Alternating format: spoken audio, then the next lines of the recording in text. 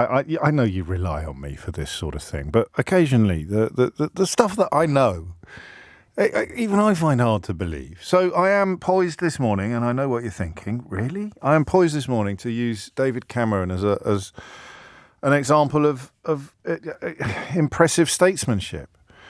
And yet, even as he and the Polish foreign minister, his Polish opposite number, prepare to encourage, shall we say, America to support Ukraine, to send more money to Ukraine, for some reason I've got it filed away, and I've just checked because I thought, no, mate, you must have got your wires crossed on this one. You must have misremembered. I've got it filed away in the back of my mind that they were in the Bullingdon Club together at Oxford University. I mean, how the world works. Chapter 263, eh?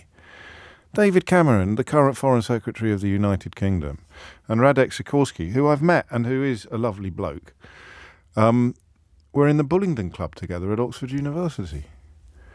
I don't know what that means, but it seems highly unlikely to me that the two finest candidates for high office in two European governments at a time of international crisis, if the world were vaguely meritocratic, it seems highly unlikely to me that they would both have been in the same relatively debauched drinking club at Oxford University in the 1980s or late 80s or early 90s. I can't remember quite how old they are. And David Cameron is on my mind a lot at the moment. It sounds like a therapy session, doesn't it?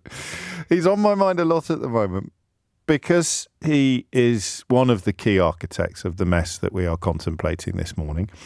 It's the consensus now everywhere from Goldman Sachs to Farmers Weekly that much of the economic strife we are facing is a direct consequence of voting to become the first population in history to impose economic sanctions on itself, and the invitation to cast that vote. And I think some of the blame for the result lies with David Cameron. It was his desperate attempt to fend off far-right or hard-right extremities within and without his own party that prompted him to call for a general election, a referendum on EU membership, that and hubris, of course.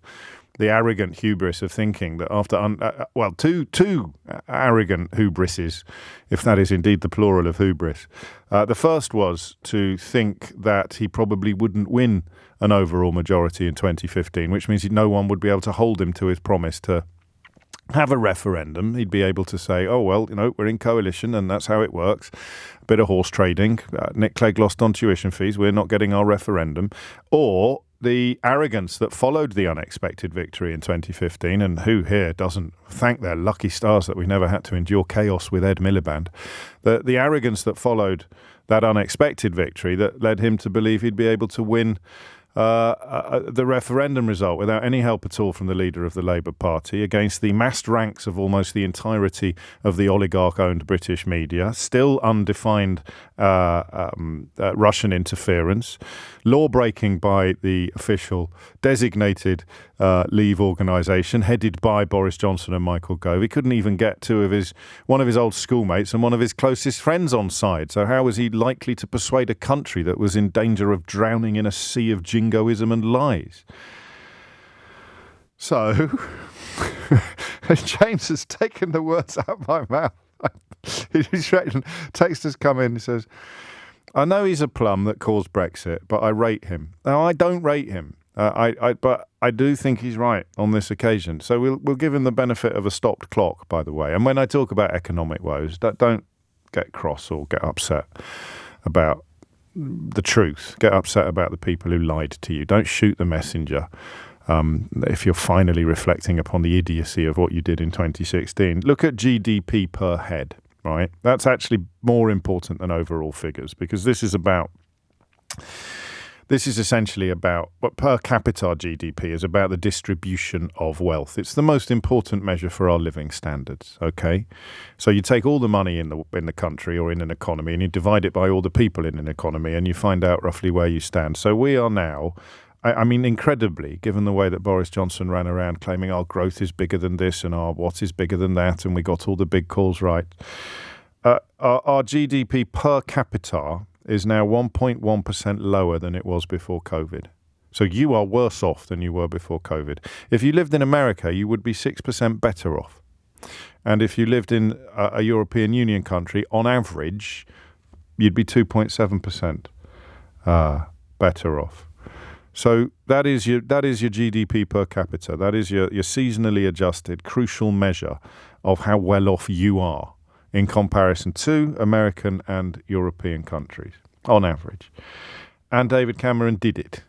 Not only did he bring in the austerity that led many people to think they might as well vote for Brexit, despite not really knowing what it involved, because it couldn't possibly be worse than what we already had. But hey-ho, newsflash, it is.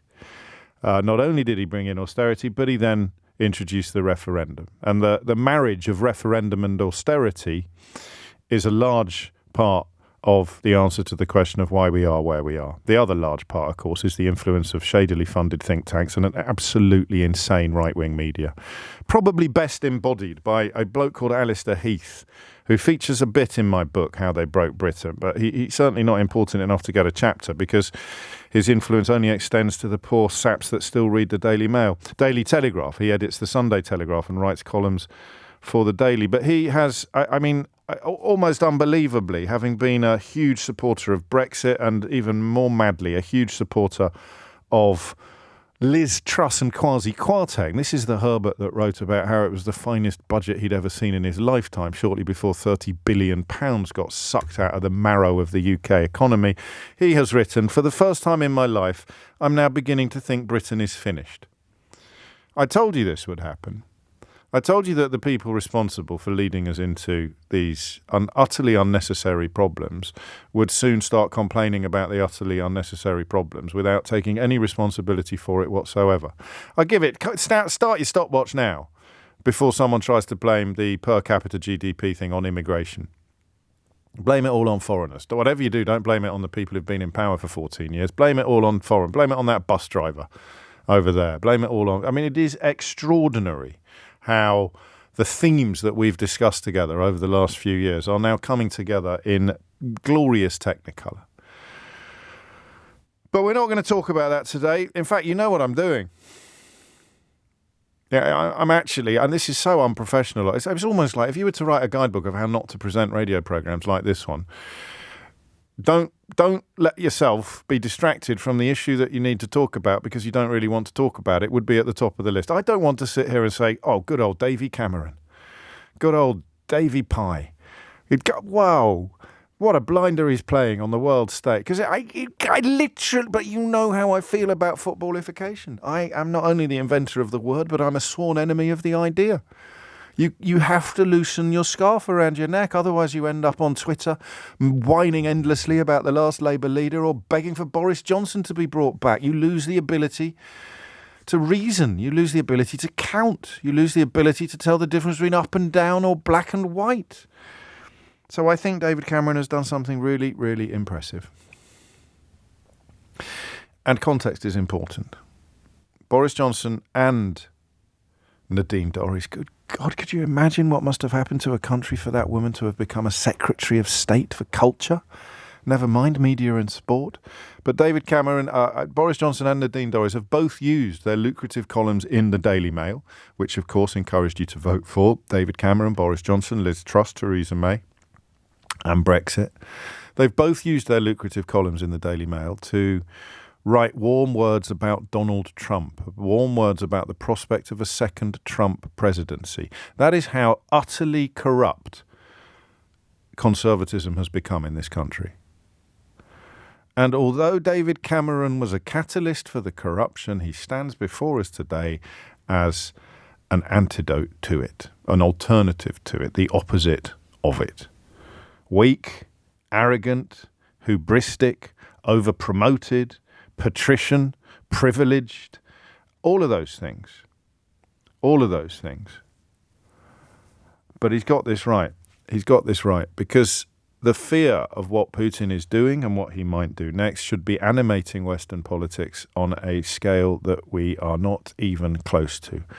30p Lee talking about culture wars and transgender toilets or gender-neutral toilets when the prospect of a 21st century Hitler is unfolding before us. Here is Lord Cameron speaking this morning about the importance of funding Ukraine.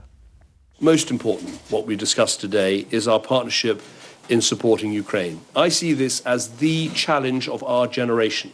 Two foreign ministers standing here today, it's like two foreign ministers standing here in the 1930s, where we faced a similar challenge from a similar aggressive dictator who was trying to change Europe's boundaries by force, who was ignoring the sovereignty and inviolability of other countries' borders. That's what we face today with Putin. And the challenge is, do we have the political will to match it?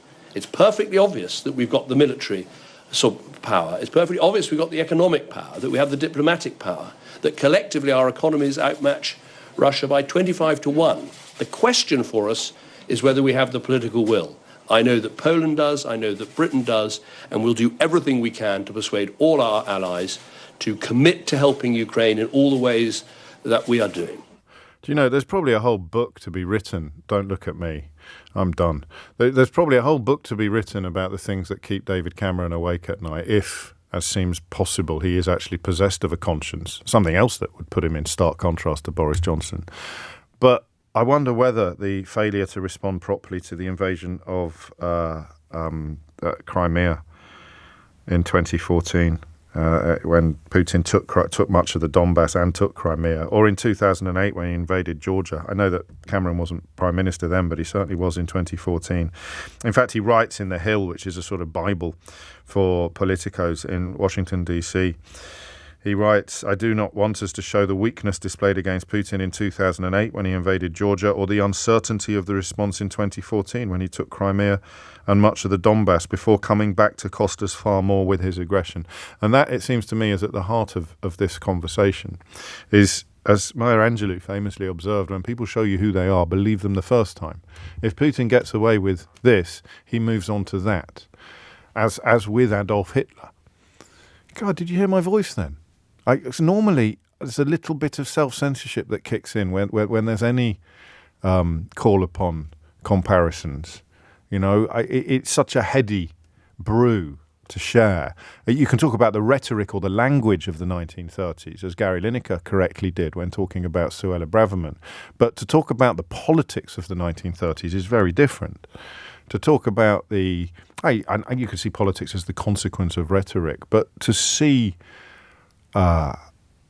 in 2024, as our own Foreign Secretary does, reflections of 1930s Germany when Hitler was on the march metaphorically and shortly physically, I mean, really, that should stop us all in our tracks, especially when you remember that much of this is directed at Donald Trump, whose support in Congress sounds a lot like this. A woman called Marjorie Taylor Greene. Think of her as a sort of American Nadine Dorries. But this is what Cameron and Joe Biden, if he is to prevail, and all sensible people who understand the threat that Putin poses to the world order, this is what they're up against. I think that I really don't care what David Cameron has to say. I think that's rude name-calling, and I don't appreciate that type of language. And David Cameron needs to worry about his own country, and frankly, he can kiss my ass. But do you think Putin's the good guy in all this?